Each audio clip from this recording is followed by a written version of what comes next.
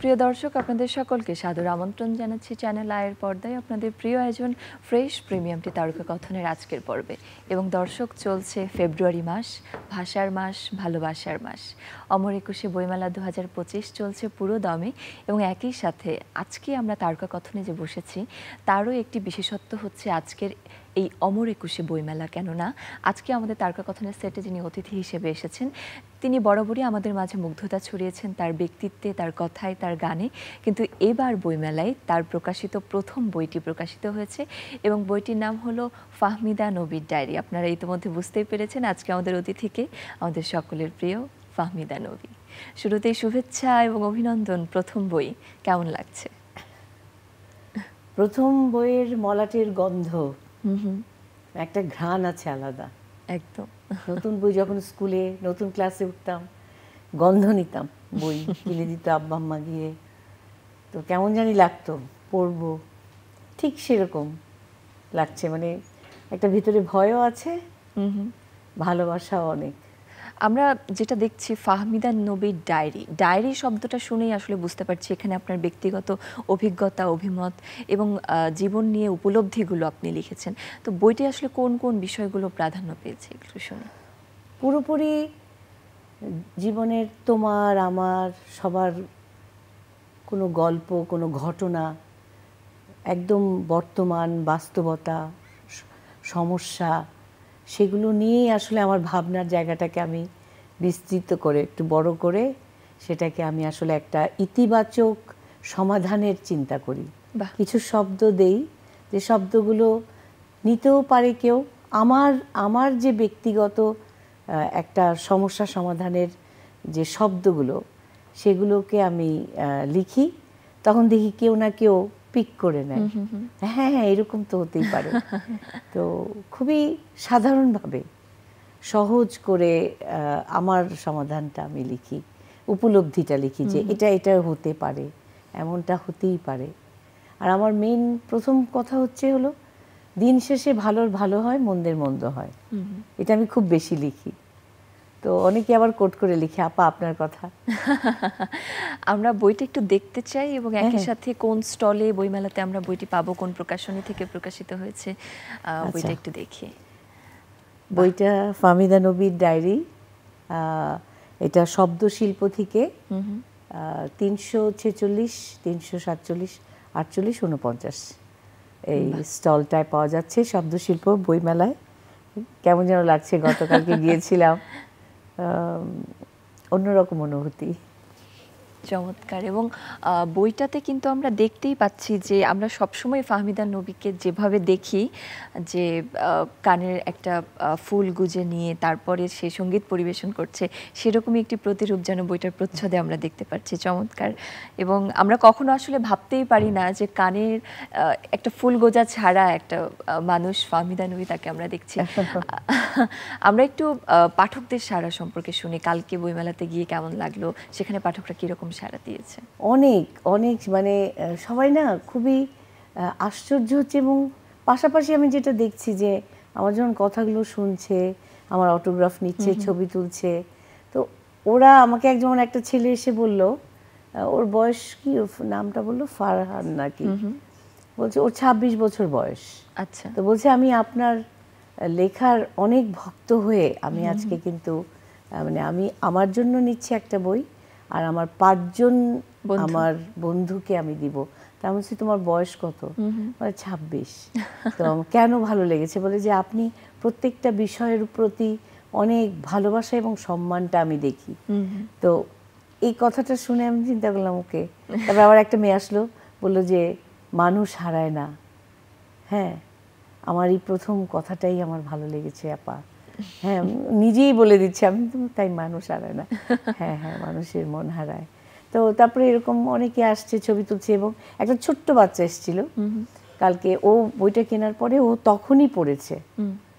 তো মাকে বলছে, মা আমি পুরো বাসায় যে পুরো বইটা পড়ে ফেলবো। মানে অতটুকু বাচ্চা, ওর বয়স কত হবে, 9 বছর বোধ হয়।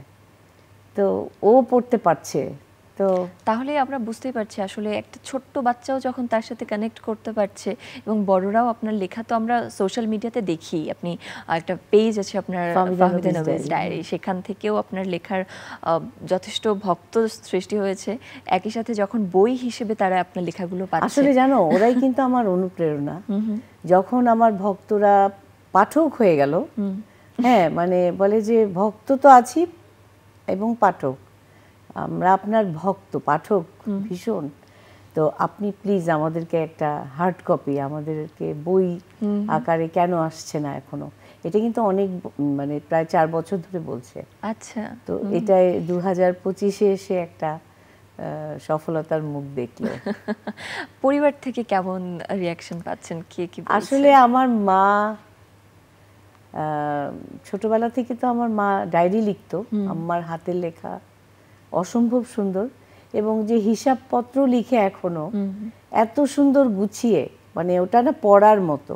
আচ্ছা, পড়তে ইচ্ছা করবে দেখেই, মানে কেমন আর্টিস্টিক ভীষণ। তো আম্মার ডায়েরি লেখা দেখে আমারও ইচ্ছা করতো। আব্বা গল্প লিখতেন গানের পাশাপাশি, তো একটা পরিমণ্ডল থাকে না যে শিক্ষার, এবং আম্মা কখনোই আমাদেরকে এমন কথাটা বলেনি যে কথাটা আসলে আমি শুনে সেটাকে ইগনোর করতে পারি। ওটাই বলেছে যেটা আসলে শুনতে হবে। যেমন একটা বাড়িতে বুকশেলফ থাকতে হবে, বই পড়তে হবে, শিক্ষিত হতে হবে, পড়াশোনা না করলে গান গাওয়া যায় না। এসব শুনতে শুনতে, এবং ওটার সাথে আব্বা আম্মা যে আমাদেরকে কখনো কোনো স্বাধীনতায় ব্যাঘাত ঘটায়নি, কিন্তু একটা বেড়া জালে রেখেছে, ওই জিনিসটাও কিন্তু খুবই সুন্দর। তো এবার যখন বই আমি যখন আম্মাকে তো খুবই সারপ্রাইজ দেওয়ার ইচ্ছা ছিল, তো দিলাম যখন, আম্মা তো কেঁদে দিল, এবং আম্মা বলল যে তুমি এতদিনই কিছু করলে।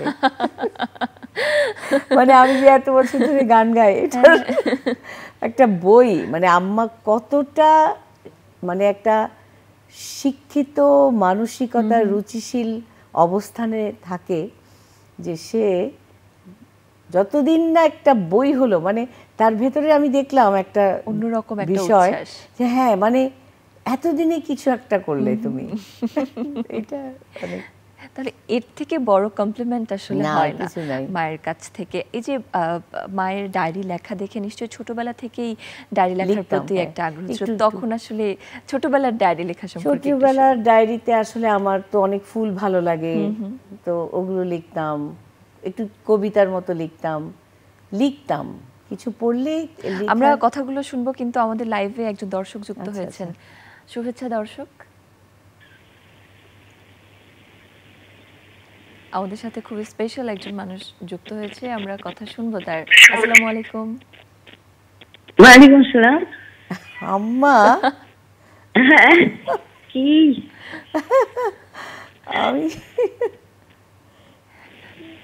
কেমন লাগছে মেয়ের নতুন বই, প্রথম বই যখন বইমেলাতে বের হলো, অনুভূতিটা একটু শুনি।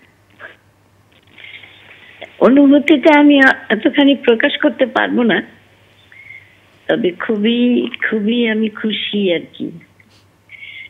এত মানে একটা আমার একটা স্বপ্ন মনে হলো, পূর্ণ হলো। কিন্তু এটা তো একটা সাময়িক, হালকা পাতলা, এরপরে আরো বেশ কিছু হবে আশা করি।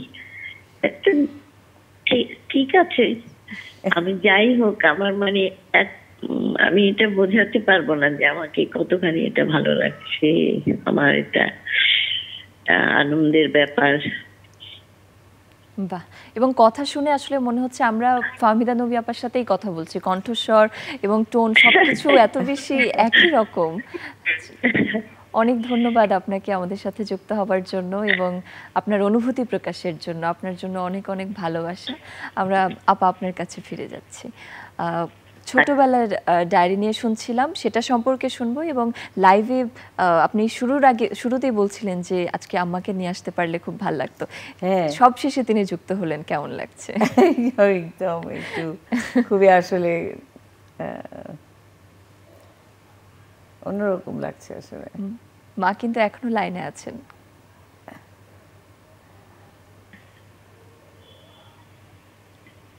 হ্যালো। হ্যাঁ, ঠিক আছে আম্মা। আচ্ছা, ঠিক আছে, রাখি তাহলে। আচ্ছা, অনেক ধন্যবাদ আপনাকে। আসলে বাবা মায়ের প্রতি আমাদের অনুভূতিটাই একেবারে অন্যরকম থাকে, এবং মায়ের কাছ থেকে যখন তার ভালো লাগার কথা নিজের কাজের ব্যাপারে শোনা যায়, তখন আসলে আবেগের মাত্রাটা অনেক বেশি বেড়ে যায়। আসলে আমার আম্মা কিন্তু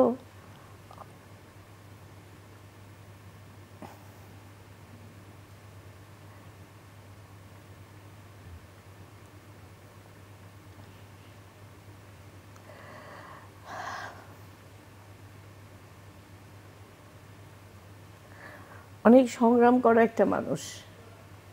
তা আম্মাই আসলে শিখিয়েছে অনেক সংগ্রাম করতে হবে, অনেক কষ্ট করতে হবে। একটা কষ্ট না করলে সুখের অনুভূতি বোঝা যায় না। আর সব সংগ্রামেরই একটা কষ্ট থাকে, সুখ থাকে। সব সময় সুখ দিয়ে সুখ কেনা যায় না। বাহ, এটা আম্মারই কথা, আসলে আমার কথা না। তো আমরা সবাই আসলে ওইভাবেই চলি। আম্মাকে আসলে, আম্মা একটা ছাতা আমাদের।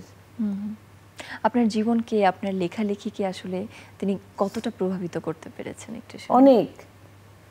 আম্মা সহজ হয় বলেই আমরা বাঁচতে শিখি, নাহলে তো পারতাম না। এবং পরবর্তীতে আমরা তারকাকথনের সেটে অবশ্যই আপনার সাথে খালাম্মাকে পেতে চাই, তার কথা শুনতে চাই, আপনার কথা, তাকে নিয়ে সবকিছু মিলিয়ে আমরা একটি দারুণ সময় কাটাতে চাই। হ্যাঁ, অবশ্যই। এবং আসলে আপনাকে দেখে যেটি মনে হচ্ছে সেটি হলো এই যে অশ্রু ব্যাপারটা সবসময় আসলে যে কষ্টের না, সেটা আনন্দেরও হয়। এবং এটা আসলে কতটা যে মন থেকে আসে এবং ভালোবাসার জায়গাটা থেকে আসে, সেটা আসলে আমরা বুঝতে পারি। এবং সত্যি অনেক অন্যরকম একটা ভালোবাসা এবং তার প্রতি অনেক সম্মান, অনেক শ্রদ্ধা চ্যানেল আই পরিবারের পক্ষ থেকে। আমরা একটু আড্ডাতে ফিরে যেতে চাই। শুনছিলাম আপনার ছোটবেলার ডায়েরি লেখা নিয়ে। ছোটবেলার ডায়েরি লেখা নিয়ে শুনছিলাম। হ্যাঁ, আমি আসলে ডায়েরি ঠিক না, আমি পড়াশোনা তো খুব ফাঁকিবাজ ছিলাম, পড়াশোনা করতাম না সত্যি। তো আম্মা বলতো এমএ পাস না করলে আমি বুঝবো যে তোমরা মানে আমাকে কেউ খুশি করতে পারোনি। তো আমি ওইটাই মাথায় রাখতাম যে আমাকে এমএ পাস করতে হবে। আমার আম্মা শিক্ষকতা করতো, আমিও কিছু 10 বছর শিক্ষকতা করেছি। তারপরে আম্মা যে বই, একটা বুক শেলফ, আমার অনেক স্বপ্ন আম্মাকে একটা বইয়ের অনেক বড় একটা বুক শেলফ বানিয়ে দেবো, পারলে লাইব্রেরি। তো ওই লেখালেখি করতাম। আব্বা তো অনেক ভালো লিখতো, আব্বার তো অনেক গান লেখা, নিজের গল্প লিখতো আব্বা গানের পাশাপাশি। তো এবং সেই একই ধারায় কিন্তু আপনি নিজেও গান লিখছেন, সুর করছেন। চমৎকার। সেটাই আসলে বাবা মায়ের এই যে পারিবারিক যে একটা শিক্ষা, প্রথম শুরুটাই তো স্কুলিং শুরু হয় পরিবার থেকে। সেটাকে ধারণ করতে হয় সন্তানকে। এখন সন্তান ধারণ করবে কিনা সেটা তার নিজের দায়িত্ব। তো সেটা নিয়েও আমি আসলে আমার লেখা আছে।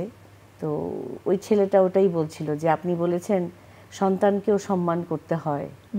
তো এই কথাটা আমার খুব ভালো লেগেছে। বাবা মাকে সম্মান করতে হয় জানতাম, কিন্তু সন্তানকেও সম্মান করতে হয় সেটা আপনার কাছ থেকে। যেমন আমি আমার মেয়েকে কিন্তু অনেক সম্মান করি। যেদিন ও হলো আনমোল, আমি সেদিনই আমার কেন ফিলিং হয়েছে যে ওকেও আমার সম্মান করতে হবে, তাহলেই ও মানুষ হবে।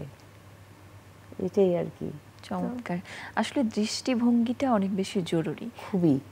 এবং তোমার দৃষ্টিভঙ্গির বিশালতা যদি না থাকে, তোমার আকাশ তো অনেক বড়ই আমাদের, কিন্তু আকাশের চেয়েও বড় যদি না হয় মনটা, তাহলে আকাশ দেখবে কি করে? তো সেটা তো দেখতে হবে। আর আমার আরেকটা জিনিস যেটা মনে হয় যে আমাদের অনেক সামাজিক দায়িত্ব, প্রতিটা মানুষের জীবনে ভালো প্রভাব ফেলার। ভালো বলো, ভালো দেখো, ভালো চিন্তা করো, ভালোই হবে। একটা ভালো কিছু করতে চাইলেই তোমার চারপাশটা ভালো থাকবে তোমাকে ঘিরে, তখন তুমি আরেকটা জায়গায়ও ভালো কিছু করতে পারবে। আমার বিশ্বাস, এটা আমি মনে করি। একটা ভালো ব্যবহার, একটা মনে রাখা, একটা আমি কোথা থেকে উঠে আসলাম, আমার ভিতটা কে আমাকে ঠিক করে দিল। আমি যদি মনে রাখি, একটা মানুষকে দেখে একটু হাসি, একটু কথা বলি, কি এমন ক্ষতি হবে? আমি কি অনেক বড় কেউ হয়ে গেলাম? মানে আমার মনে করো আমাকে অনেক মানুষ, আমি অনেক বড়, কিন্তু আমি আসলে কখন বড়? যখন আমি তোমাকে দেখে আমি চিনতে পারবো, তোমাকে দেখে হাসতে পারবো মন খুলে, তখনই তো আমি বড় হব। সত্যিই তাই।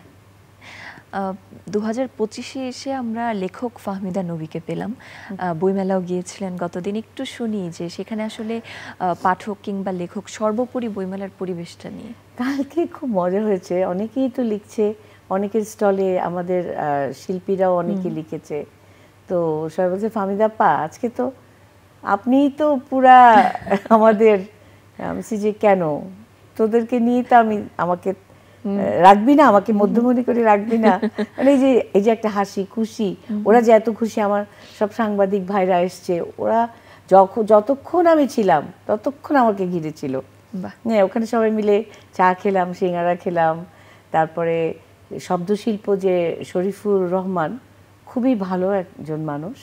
আমার খুব ভালো লাগলো যে সে মানে খুব সুন্দর করে আমাকে বা আরও যারা লিখেছে তাদেরকে নিয়ে প্রত্যেকের প্রতি একটা সুন্দর সম্মান জানাচ্ছে, এবং তাই তো হয় আসলে। তো আর চারু করেছে এই প্রচ্ছদটা, আর আমাকে আসলে এই কাজটা খুব তাড়াতাড়ি করে, যে কাজটা আমাকে আসলে জোর করে, আমাকে তো জোর করেই করেছে। আমি ডেইলি স্টারে ও চাকরি করে, সাংবাদিক ভাই আমার একটা, সেও কবি সাহিত্যিক, সাজু। ও আমাকে এই কাজটা করতে একদম মানে আর সময় দেয়নি। অনেকেই বলেছে, কিন্তু ও যেভাবে এসে আমাকে কাজটা করে নিয়ে গেল, সেটা আসলে আমি ওর কাছে অনেক কৃতজ্ঞ। এবং তারই ফল হিসেবে আমরা বইমেলাতে ফাহমিদা নবীর ডায়েরি বইটি পেলাম। বা আমরা বইটিতে নিশ্চয়ই আপনার উপলব্ধির কথাই আছে। একটু আপনার অনুপ্রেরণার জায়গাটা জানতে চাইবো, যে বই লেখালেখি কিংবা ছোটবেলা থেকেই যদি আমরা চিন্তা করি তাহলে ডায়েরি লেখা দিয়ে শুরু। তো এই বই যে বিষয়গুলো আপনি অন্তর্ভুক্ত করেছেন, সেগুলোর পেছনে আসলে অনুপ্রেরণার জায়গা আমি বলি, একটা আমার 3টা বিষয় আমাকে খুব অনুপ্রাণিত করে। সেটা হলো, আমি তো ফিলসফিতে পড়েছি, সক্রেটিসের কথাগুলো বা বিভিন্ন গান যখন গাই, রবীন্দ্রনাথের, নজরুলের, কিংবা যে গানগুলোই গাই, যেমন ডক্টর সেলিম আল দীনের গানগুলো, সেগুলোর মধ্যেও যে বাণী কথার, সেগুলো আমাকে অনেক জীবনবোধকে আরও সুন্দর করে। তো আমি যখনই আমি গান গাই, অর্থহীন গানের প্রতি আমার কোনো ঝোঁক নাই। আমার ভালো লাগে সেই গান গাইতে যেটাতে অর্থ বহতা আছে। তো সেখানে আমার 3টা বিষয় আমাকে খুব অনুপ্রাণিত করে। একটা হলো কষ্টের সাথেই আছে স্বস্তি, তারপরে হলো খুব অল্পের গল্পে চলো, এবং সমস্যার সমাধানে ইতিবাচক পথ খোঁজো, এবং নিজেকে খোঁজো। যে মানুষ হারায় না, আসলে হারায় কি, মানুষের মন সাময়িক। তো সেই সাময়িক হারানোতে মানুষ যদি আবার স্বপ্নের জন্য তার পথ চলাকে সহজ সরল রাখে এবং বাধাগুলোকে অতিক্রম করে সামনের লক্ষ্যের দিকে যেতে চায়, সে যদি চায় ভালো কাজ করতে, সে তা পাবেই। এবং সত্য সবসময় সুন্দর। হ্যাঁ, এবং আরও একটি কথা আমি এখানে অ্যাড করতে চাই, যে শান্তির চেয়ে স্বস্তিটা জরুরি। এটা আম্মা বলে, শান্তির চেয়েও স্বস্তি বড়। চমৎকার সব কথা।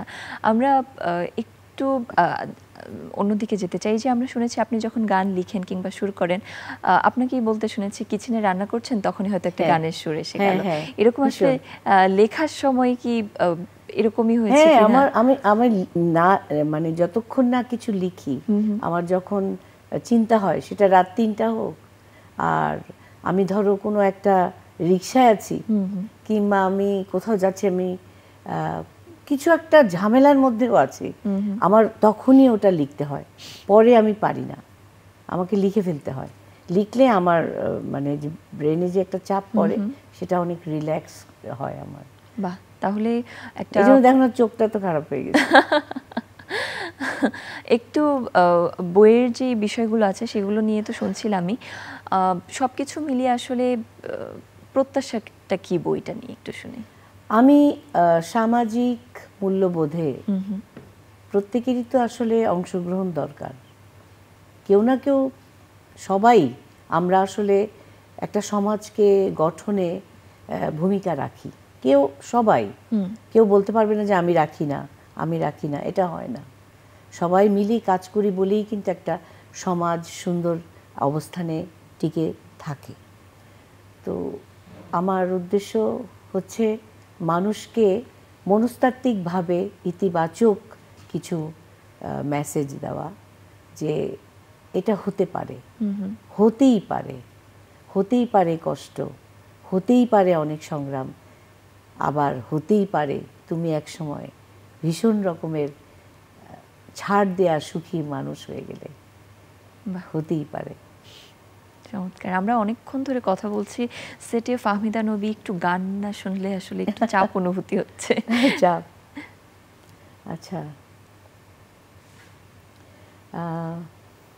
কোন গানটা শোনাবো? যে কোনো গান আমরা শুনি। আচ্ছা,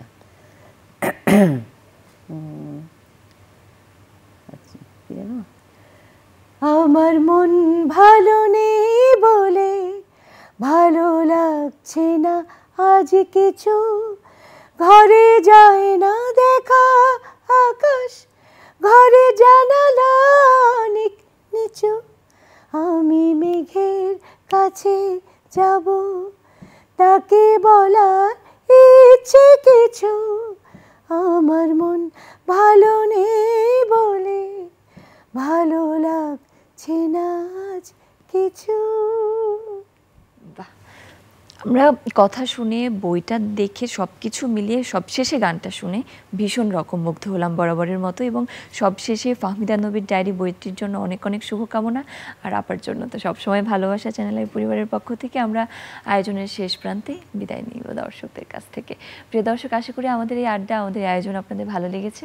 আপনারা অবশ্যই বইমেলাতে যাবেন, বাংলা লেখা, বাংলা বইয়ের সাথে থাকবেন, সেই প্রত্যাশা নিয়েই আজকের আয়োজন থেকে বিদায় নিচ্ছি।